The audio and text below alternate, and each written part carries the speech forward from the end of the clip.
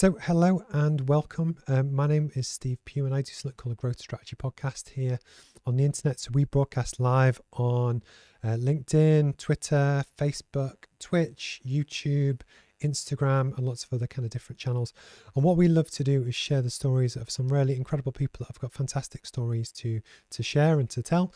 And one of the initiatives that you might have seen I've been doing, I think I've done 5 of these so far, is that I've been supporting as well an initiative called Purple Sock Day, which is to help raise awareness and also money and funds to help support disabled entrepreneurs and their families. And actually one of the things that I was really keen to do, set up in partnership with Parallel Lifestyles that run Purple Sock Day, is introduce you to some really fantastic people that have incredible kind of stories to tell. And Shani Dhanda is no different today. I'm going to talk about some of the stuff that she's done. So she's officially Dr Shani Dhanda, which is really impressive. She was crowned the #1 Disability Power 100 Awards most influential disabled person in the UK. She's been an expert speaker on This Morning. She does hosting and presenting and different consultancy staff, workshops. She's a keynote speaker. I could go on for ages, but instead I will let Shani describe herself. So thank you for your time today, Shani. Thank you. Yeah, thanks for having me. It's great to be here. No, likewise. I have followed your progress for quite a long time. And it's one of those things that it's the beauty of, I guess, the internet and LinkedIn and that kind of thing. Yeah. But also it's the pleasure of doing a podcast where I actually get to speak to people. So I kind of, Yeah. so for people that might not know you, almost, how would you describe yourself, just for someone that is going to meet you for the first time? Yeah, sure. So I'm a very proud Brummy. I have to start with that. And I'm a South Asian woman and I experience disability. I have a very visible condition. And I wear loads of different hats. So I have my own consultancy. I'm also a social entrepreneur and a broadcaster, and do loads of other bits as well outside of all of those roles as well. So I've got to ask, because I'm both super jealous, but I think a lot of people would be interested to know, what was it like to go on This Morning?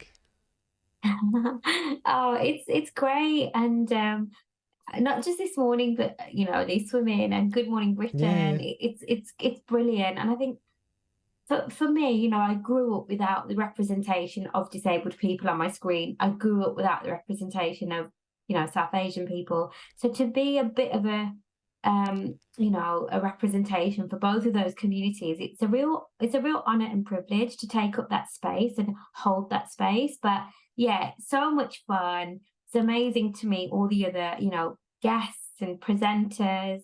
It's just like going to have a chat with your mates. no, I must admit, it's so I don't identify as disabled, but I'm intrigued to almost understand better.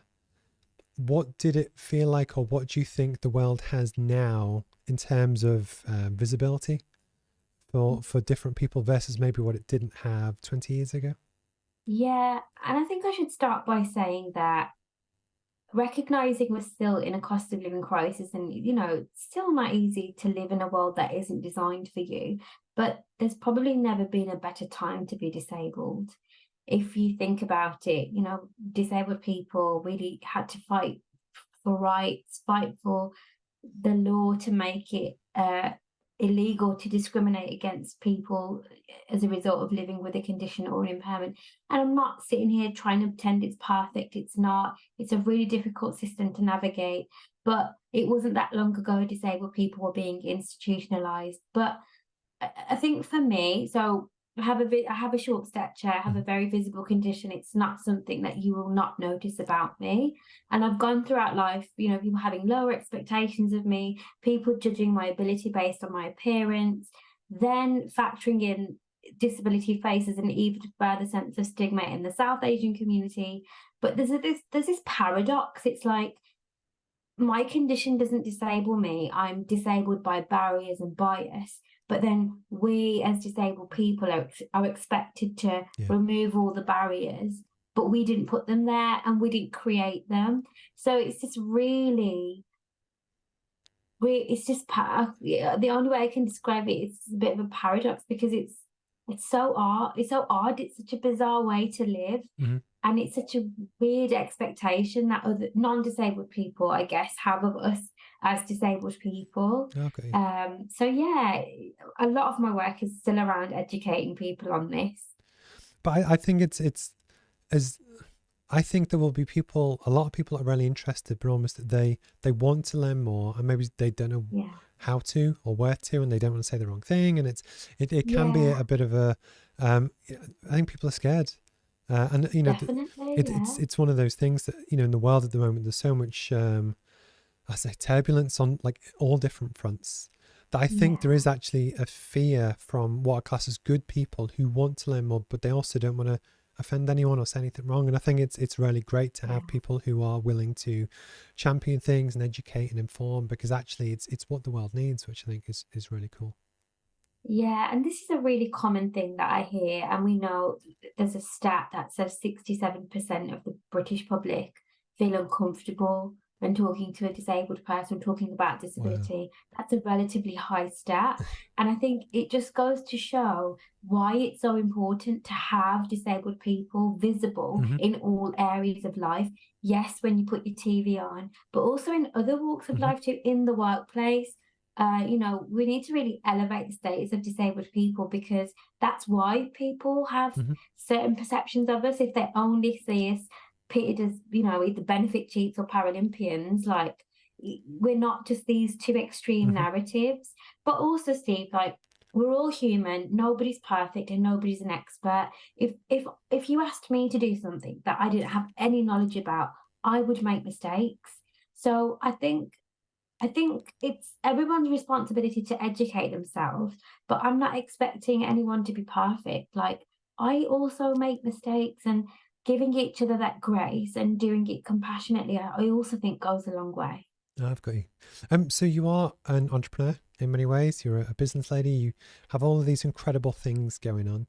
Would you be happy to talk about some of them?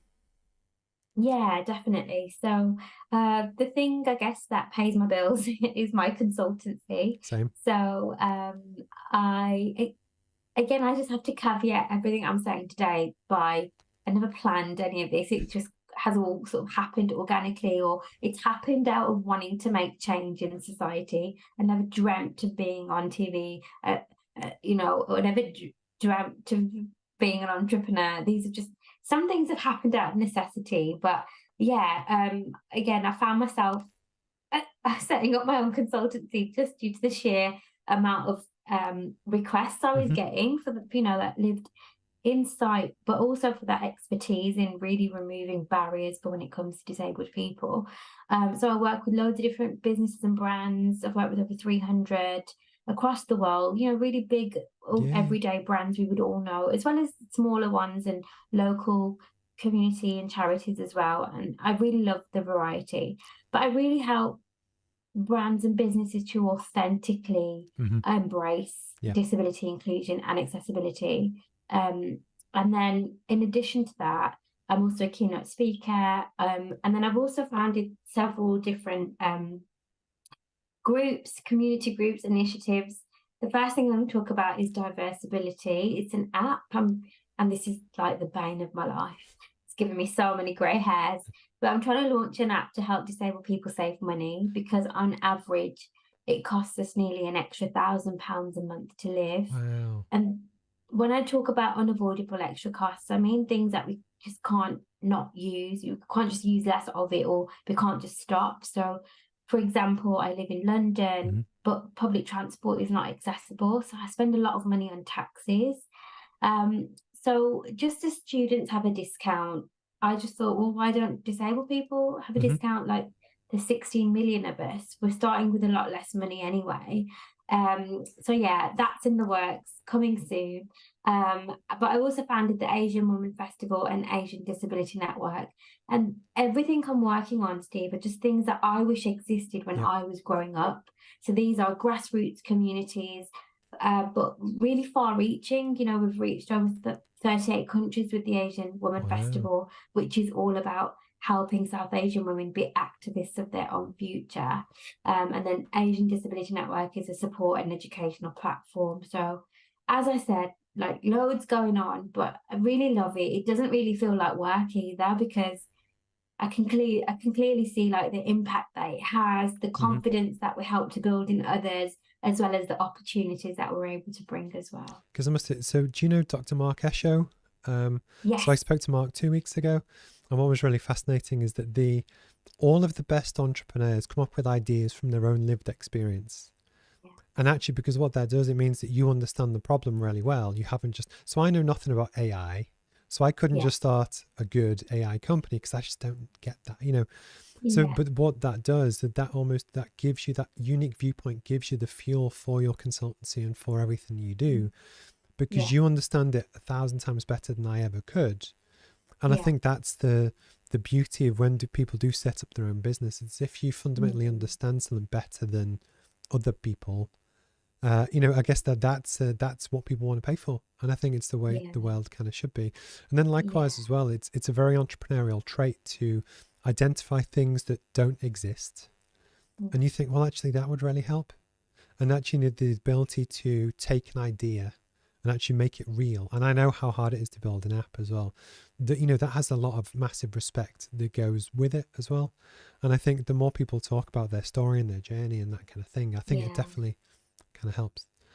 So relating to that, one of the joint initiatives that we're both kind of supporting is to do with Pebble Sock Day. But Yeah. one of the questions I was going to ask you is almost that why do you feel, or what barriers do you feel that hold disabled entrepreneurs back from launching their businesses or getting more involved Mm. in business? So yeah, I think you really hit the nail on the head with what you said there. When you experience challenges and you want to try and solve them, you can really extend that to benefit everybody. And I didn't even realize I was setting up a tech company when I had the idea for the app. When I first had the idea, I thought, oh, I'll physically post out cards to everybody, So we might be really good at understanding what the barriers are, but then there's still a journey to go on. And boy, have I learned so much on my entrepreneurial journey. And the moments where I've learned so much and I've grown in confidence so much is every time I've been outside of my comfort Yeah, zone. yeah. And that could be a whole separate podcast. But also, it's also been not being afraid to fail, because I made a promise with myself I didn't want to live with regrets. And I believe in my app so much. I thought, even if I try to launch it and it fails, at least I can be satisfied with I tried, because I'd be so angry if somebody else had my idea and they did it and I'd always regret it. And I think failure isn't a bad thing. I learned so much Hmm. from things not going the way I wanted it to, or by being rejected. But I think there's so much untapped talent when it comes to disabled people. We are twice as likely to be unemployed. We have to apply for 60% more jobs, but it's really difficult living in a world that isn't designed for you and managing the day-to-day reality of living with a condition and an impairment. And then it's also really difficult being an entrepreneur. So then that's two really difficult things that you've got to do at the same time. And I have to say, it is just not for the Hmm. faint-hearted. Um, you know, I, when I first started out on my journey, there weren't any people that I could really speak to. I just thought, I don't know what the hell I'm doing. I'm just going to put one foot in front of the other and I'll just learn as I go. And that's what I've been doing. And I also felt that entrepreneurship is shrouded in loads of mystery. I didn't realize that everybody else was also making it up as they went along. But as soon as I realized that, I thought, well, I can do that. And then that's what I think gave me more confidence to believe in myself and go after this. So I think, yeah, it's fair to say, you know, I'd love to see more disabled entrepreneurs, but it's a really multifaceted Hmm. like barrier issue. It's self-confidence, it's internalized ableism, it's just trying to keep his head above the water yourself as an individual, and then taking it on a business as well. It's not easy. And the last thing I'm going to say about this is, because life costs so much more, because it's so difficult to get investment, even if you look at the support out there, I've never really seen anything targeted to disabled entrepreneurs. I see it based on gender, I see it Hmm. based on ethnicity, but disability is the largest diversity strand, and we're really overlooking that. Finally, in the back of my mind, I always knew if it went wrong and I lost all my money, I could go back home and live with my mum and dad. Not that that's something I want to do, but it's an option, and even that is a privilege. I completely agree. I think it's one of my pet peeves with LinkedIn is that we'll probably follow a lot of the same people, and like I'm very good at business stuff, but I freely admit there's so much stuff that I don't know, and it's almost that journey that you go on. What I hate is people going on and pretend that they know everything, and that there's Yeah, some secret sauce. And if you pay me this, I'll teach you, and that just doesn't exist.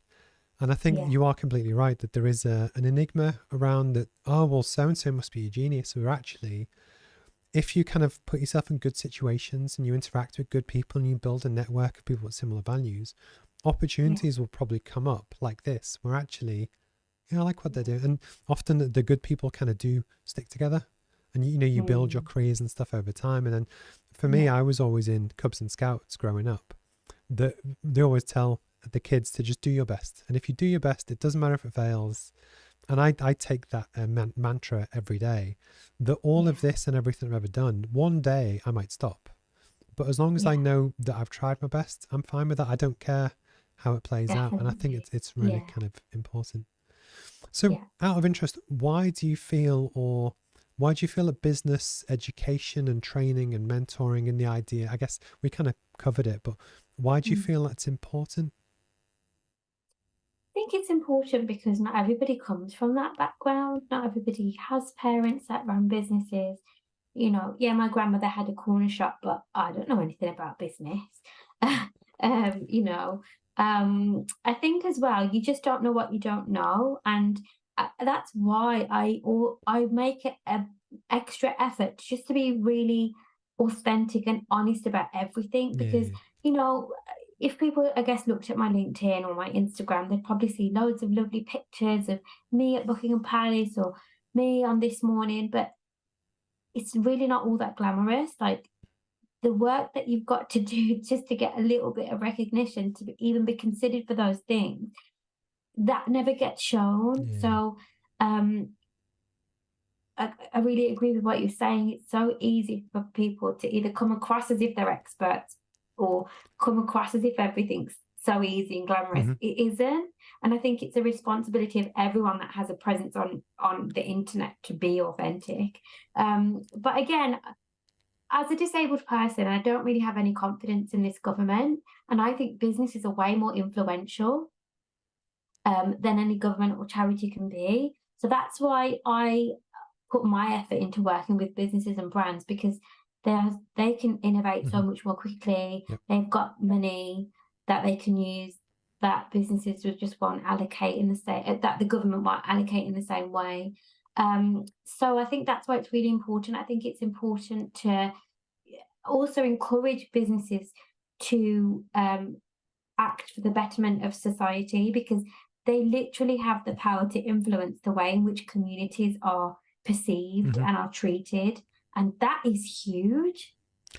I couldn't agree more. And I think it's funny because a lot of businesses do lead government on, it's that, I think it does take people that kind of do it off in a sustainable business fashion is the best way to create change rather than just asking for a handout. Because as you say, if the government Yeah, changes, all of that can be cut. As yeah, actually, if with the app and the network and the things that you're doing, if that can really help make a lasting, sustainable impact, I think yeah. that's the way it should be. I've got to ask, have you always been, I say media trained, but very good on camera? Or is it something that you've practiced at? No, no, I've never had media training. I just obviously um when I first started speaking, I've just practiced loads, practiced by speaking at events for free, really like knowing what it feels like to own your own presence, what works with an audience, I guess what works online. That sort of stuff comes the more you do it. Hmm. But if I'm being honest, I'm just me, and I haven't got time to be anybody else or try and be different. Like I like who I am, and I've done a lot of work to be okay with that as well. But no, nothing in terms of media training. Because I I think just that's got a lot one to of the say. barriers that a lot of people face, is that they're Yeah, scared to put themselves out there yeah, because they're worried about criticism or abuse, or yeah. just people not liking the way they look or whichever. And I think it's a big barrier to people It of all is. Yeah. backgrounds almost putting themselves online to kind of raise Mm. profile and help promote their business, because it is scary. But because you're so good at this, I just wanted to ask. Oh, thanks. I guess it's important to remember that like nobody else is going to do it for you. So if you're not going to invest in yourself, then your messages aren't going to get out there. Hmm. And I guess something that has perhaps worked in my favor is every time I step out my door, like someone making a comment about my appearance, in not always in a good way. You know, I've experienced things like harassment, hate crimes. I, I've had 36 years of people judging me on what I Hmm. look like, and I just don't care. But I've had a long time to not care, if that makes sense. No, I've got you. No, I think it's good. It was just something that I wanted to talk about, because the amount of Thank people you. that I'll say, "Oh, you should do some video. You should," because it's how you can Yeah. get. It's part of the reason I love long form content like a podcast, Mm, is because you can get a feel for someone's mannerisms and their values, and you use your hand gestures yeah. really well. But you learn so much more about a person than you ever can in a TikTok, which is 20 seconds. Yeah, that's Uh, true. Yeah, so yeah. I've got to ask, how did you either first get involved or meet the guys behind Purple Sock Day? Uh, so I've known Andrew and his team over at Parallel for a number of years, being an ambassador for their in-person event, which is at Windsor Park. And then Andrew's full of amazing ideas, and I think the idea came about because there's a lot of activity around, lots of different disability inclusion awareness days, and a lot of organizations and corporates especially celebrate the International Day of Persons with Hmm. Disabilities, which is such a mouthful, which takes place on the 3rd of December. But yeah, these days come around, we all celebrate it, but what impact do we make? And I just loved Andrew's idea about, the socks, which are sustainable, and 50% of the proceeds going towards helping budding entrepreneurs. And as I said earlier, there aren't many, Hmm. if at all any, programs out there specifically targeting disabled entrepreneurs, which which does need an individualized approach from like your generic entrepreneur support, Yeah. because you have so many other things to contend with as a disabled person. So how could I not get behind it? This is, all the things that I'm really passionate about. And it's so simple. Who doesn't need socks? Most of us wear socks. They're a great gift. And it means we've also got something purple to wear on all these different awareness days. I'm wearing some now, but you won't be able to see them because they're down there. But I Yeah, was the same, and I interviewed Andrew about a month ago now, and I yeah, also made the point that compared to the plastic noses, it's a lot more sustainable as well. exactly. But Yeah, I think yeah. it's a really cool initiative. Likewise, I can see a way that it's sustainable, but it ticks all the right boxes. It's well thought through. It's not just asking for handouts, and I think it's Yeah. really cool.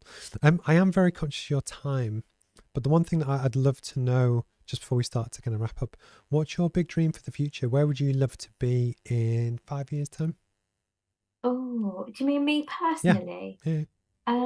I would love for my app to be up and running and everybody using it and knowing about it, and disabled people saving money is the ultimate goal there. And I would really love for society to have moved on in terms of how we portray or perceive disabled people. And I would love for our portrayal and our stories to Hmm. be more authentically and accurately represented. And I just want to live in a world that is more designed for me and other people that I know, and not still have to be here fighting all these barriers. That would be a great start. But I must admit, it must. If you think back to 20 years ago, to think that you're now someone really you're literally the most influential person in the UK, but you're one of the people like fighting the fight right at the spearhead, and Yeah. that's pretty cool. It's one of those things where even if Purple Sock Day never takes off or never really lands the way that Andrew hopes, just being the person that's willing to put their heart on the line and talk about these things and just do your best. I think that's mega cool, and it's almost where people will always respect that, you know, regardless of what does or doesn't happen. But I love these. I own probably about 6 different pairs of these, and I think they are very cool, especially good for a Christmas gift as well. They are, aren't they? Yeah. So where can people find you on social? How can people follow you? So it's my name at Shani Dhanda on all socials, and my website shanidhanda.com. I'm actually very jealous about the website. I wanted to get stevepugh.com, but there's some guy that draws comics that got it 20 years ago, so I can't have it. But no, I think it's really cool. But no, thank you for your time today. I genuinely, I love watching your progress. I love watching all the stuff that you do. Keep doing everything you're doing. And yeah, thank you for your time today. Thank you. It's been a lovely chat. No, you too. All right, speak soon. Thank you. Bye-bye.